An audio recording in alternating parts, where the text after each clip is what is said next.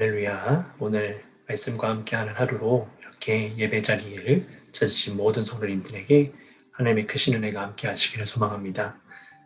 눈이 내리고 또 날씨가 추워져서 길이 많이 어려운 상황입니다. 그래서 저도 따로 하지 못하고 교회에서 하지 못하고 이렇게 저희 가정에서 이렇게 예배 준비를 하고 있는데요. 여러분 이 시간일수록 더욱더 주님 앞에 집중하면서 모든 우리 사랑하는 동민님들이 주님의 은혜와 평화를 느끼는 그런 시간이 되기를 소망합니다. 오늘 본문 말씀은 갈라디아서 2장 1절, 11절부터 15절까지 말씀 통해서 함께 은혜를 나누도록 하겠습니다. 제가 성경 말씀 봉독하도록 하겠습니다. 게바가 안디옥에 이르렀을 때에 책망받을 일이 있기로 내가 그를 대면하여 책망하였노라. 야고보에게서 온 어떤 이들이 이르기 전에 게바가 이방인과 함께 먹다가 그들이 오매 그가 할례자들을 두려워하여 떠나 물러가매 남은 유대인들도 그와 같이 외식하므로 바나바도 그들의 외식에 유혹되었느니라.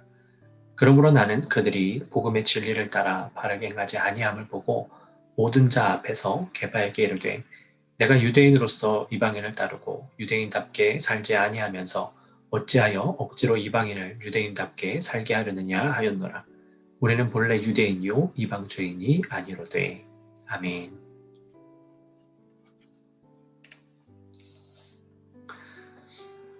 사도 바울은 언제나 그리스도의 복음을 전하는 일이 최우선인 사람이었습니다.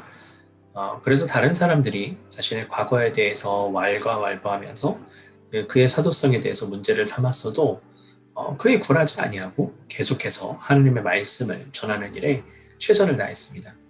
그리고 그와 더불어 기존 사도들과 계속해서 소통하면서 그들의 사역을 도우려고 노력을 했습니다. 그런데 아마 그가 베드로와 함께 만나게 될 시점에 베드로가 잘못한 일이 있었던 것 같습니다.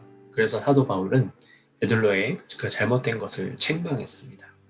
사도 바울은 그리스도의 복음이 유대인들에게만 전해지는 것이 아니라 이방인들에게도 전해져야 한다는 사실을 잘 알고 있었습니다. 그래서 이방인들을 위한 사도라고 그렇게 스스로를 자처한 것이었습니다. 물론 베드로도 이방인들이 버림받은 자들 혹은 심판을 받아야 하는 자들이라고 생각하지는 않았습니다. 처음에는 그도 이방인들과 함께 한 식탁에서 먹고 마시는 것, 또 그들과 함께 하는 것을 그닥 좋아하지는 않았습니다. 그러나 사도행전 10장 말씀에서 하나님께서 고넬료와 함께 하도록 그렇게 말씀하신 그 하나님의 음성을 듣고 유대인의 율법보다 한 사람의 영혼을 구하는 일에 집중해야 한다는 것을 그도 그 당시 깨달았습니다. 그러나 여전히 그에게는 이 유대인의 이목이 중요한 순간이 있었던 것입니다. 그래서 그가 이방인들과 함께 음식을 먹던 중에 이제 야고보가 보낸 그 유대인들이 오는 것을 보고요. 그 자리를 피했다라고 성경은 기록합니다. 성경은 그가 겁이 나서 나가버린 일이라고 그렇게 기록을 하죠. 즉 이방인들과 식사하는 그 베드로의 모습을 보고 그를 책망하고 비방할 것에 대해서 이 베드로는 두려워했던 것입니다. 그런데 베드로만 그런 생각을 한 것이 아니고요.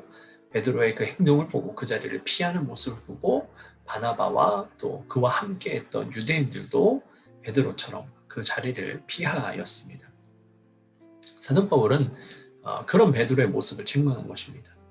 베드로가 이런 행동을 취했다는 것은 그가 이방인들과 함께 식사를 하는 것이 무언가 잘못되었다고 여전히 그의 마음 한켠에서는 그렇게 생각하고 있었기 때문입니다. 쉽게 말해서 그는 율법에 대해서 자유롭지 못했습니다. 율법은 우리가 죄인임을 알려주는 하나님께서 허락하신 도구입니다. 그 율법에서 자유롭다는 것은 율법을 지키지 않아도 되는 것이 아니고요. 그 율법을 뛰어넘는 그리스도에게 집중한다는 것을 의미하는 것입니다. 사도 바울은 베드로가 그리스도에게 집중하지 못하고 그 순간 율법에 집중한 것과 그가 지도자로서 리더로서 다른 이들을 잘 이끌어야 했지만 그렇지 못함에 대해서 책망한 것이었습니다. 그에게 이러한 확신이 없으면서 다른 이들을 제대로 이끌 수 있겠느냐고 사도 바울은 그를 다른 사람들이 함께 있는 순간임에도 불구하고 그를 책망했습니다. 그만큼 이 문제는 바로 잡혀야 하는 그런 문제였습니다. 사실 이 다른 사람들이 있는 가운데 누군가를 책망한다는 것은요, 가장 피해야 하는 일 중에 하나였습니다. 그러나 모든 사람들 앞에서 사도 바울은 이 문제를 바로잡고 싶었던 것입니다. 그래서 오늘 본문 이후에 나오는 말씀이 이 갈라디아서 말씀의 핵심입니다. 바로 믿음이 우리를 의롭게 한다라고 하는 그 이신득이에 대해서 선포하고 있습니다. 여러분, 그렇습니다. 우리가 믿음의 근간을 두고 그리스도의 복음을 위한 행동을 해야 하는 것입니다. 행동만으로는 우리가 스스로 의롭게 될 수 없습니다. 그렇기 때문에 그 행동이 우리를 의롭게 만들어줄 수 없다고 사도 바울은 선포하고 있는 것입니다. 지난 며칠 기온이 뚝 떨어지고 눈이 와서 주일 예배도 온라인으로만 드려야 했습니다. 우리 연합감리교회가 생겨난 이후로 처음 있는 일이었죠. 그러나 우리가 전에 처음 코로나 바이러스가 막 이렇게 전 세계적으로 유행하게 되면서 온라인으로만 예배를 드려야 하는 상황이 있었습니다.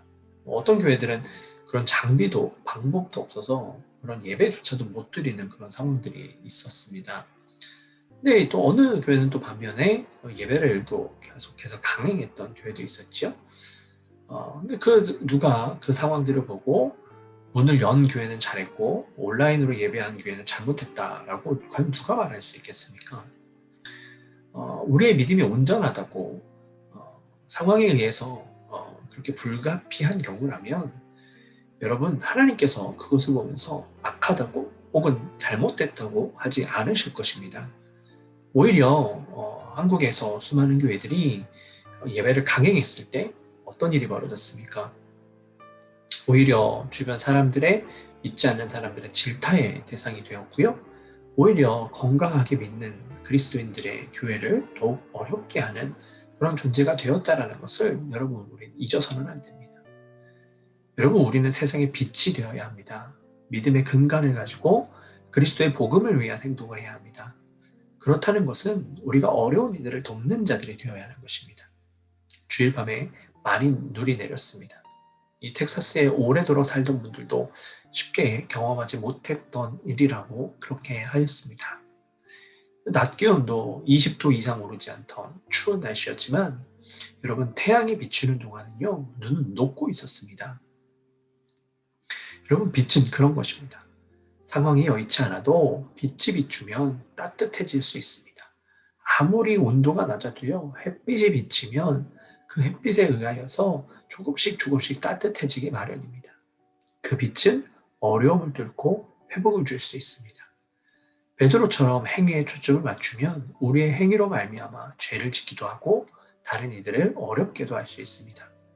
그러니 믿음의 근간을 두고 우리의 모든 상황 속에서 하나님의 빛을 비추기 위해서 노력하는 그리스도인이 되어야 될 줄로 믿습니다. 여러분, 이번 한 주간 많이 추운 날씨가 지속됩니다. 되도록 외출을 자제하시고요. 가정에서 예배하시면서 주님과 함께 이 시간을 더욱 긴밀하게 보내시기를 소망합니다. 내가 나갈 수 없는데 하면서 그것에 전전긍긍하고 불편한 마음을 가질 것이 아니라 하나님께서 지금 우리에게 이 시간을 주신 것을 우리가 기억하면서 이 시간을 통해서 주님과 더욱더 긴밀하게 교통하면서 주님 앞에 나아가는 그런 복된 삶이 되시기를 예수 그리스도의 이름으로 축복합니다. 함께 기도하겠습니다. 사랑의 아버지 하나님, 감사합니다. 주님, 이 추운 날씨가 계속되는 가운데서도 우리가 이렇게 온라인으로도 예배할 수 있는 이 시간을 허락해 주시니 감사합니다. 주님, 우리에게 왜 어려움이 없겠습니까? 우리에게 왜 실수가 없겠습니까? 주님, 그럴 때마다 주님께서 우리를 돌이킬 수 있도록 그 어려움 가운데 주님 앞에 집중하고 우리가 실수할 때에도 돌이켜서 주님 앞에 바로 서는 온전한 그리스도인이 될 수 있도록 인도하여 주시옵소서. 그래서 우리의 행위로 무엇을 하려고 하는 것이 아니라 모든 것은 믿음의 근간을 두고 주님께서 말씀하시는 바, 주님께서 이루고자 하시는 바를 깨닫고 이 땅 가운데 온전히 주님과 교통하는, 주님의 나라를 이루며 살아가는 우리 모두가 될 수 있도록 주님 축복하시고 인도하여 주시옵소서. 주님께서 이 어려운 시간 우리의 삶에 어려움 당치 않고 주님의 축복으로 은혜로 우리를 인도해 주실 것을 믿사오며 사랑이 많으신 예수 그리스도의 이름으로 감사하며 기도드렸습니다.